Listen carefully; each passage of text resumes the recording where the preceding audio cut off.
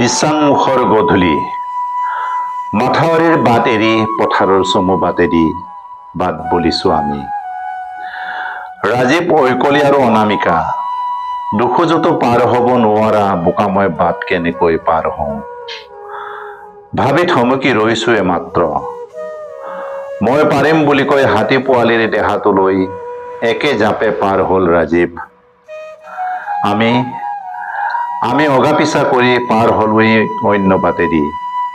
আমি অগা-পিছা কৰি পাৰ হলোহি অন্য বাটেদি। ওখ ওখ চাংঘৰ, ওখকৈ মাথাউৰি, চাংঘৰতকৈ ওখ মাথাউৰি, বাটৰ কেঁকুৰি ভাঁজ, ওখ চাপৰ কলা বোমা, চোতালত ককাং কনেংহঁতৰ নৃত্য গীতৰ আখৰা। চাংঘৰৰ ভিতৰত 10 ফুট 10 ইঞ্চি দীঘলীয়া একেটা বাঁহীক তিনিওজনে একেলগে বজোৱা কাৰুকাৰ্য তবত মানিছো একেলগে একেটি সুৰত ঐনিতম।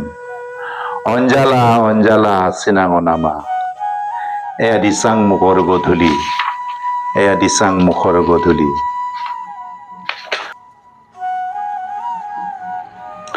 গাঁৱৰ গঞালোক, কোনোবা গৱেষক, কোনোবা পৰ্যবেক্ষক, কোনোবা প্ৰবক্তা, কোনোবা চিকিৎসক আৰু অভিযন্তা দীঘলীয়া চাংঘৰত বহি সাধু আৰু অংগী ভংগীৰে নাতিয়েকহঁতক পাঠ পঢ়াই আইতাকে ব্যতিক্ৰম দিচাং মুখ।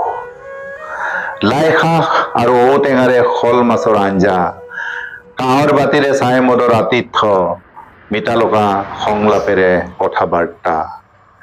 দিচাং মুখৰ গধূলি দীঘল হয় আনতকৈ, দীঘল হয় ককা দেউতা আৰু নাতিৰ উমলা গীত। দীঘল হয় কাঁহী বাতিৰ আপ্যায়ন, দীঘল হয় ঢোল পেঁপা গগনা, দীঘল হয় ঐনিতমক ভালপোৱা মালিতা, দীঘল হয় ঐ মিলি ভালপোৱা মালিতা। আকৌ পাণ কৰিম দিচাং মুখৰ গধূলি, বিক্ৰম সিং য়েইনৰ সুৰেৰে সজাম দিচাঙৰ ঐনিতম গধূলি। বিক্ৰম সিং য়েইনৰ সুৰেৰে সজাম দিচাঙৰ ঐনিতম গধূলি, দিচাঙৰ ঐনিতম গধূলি।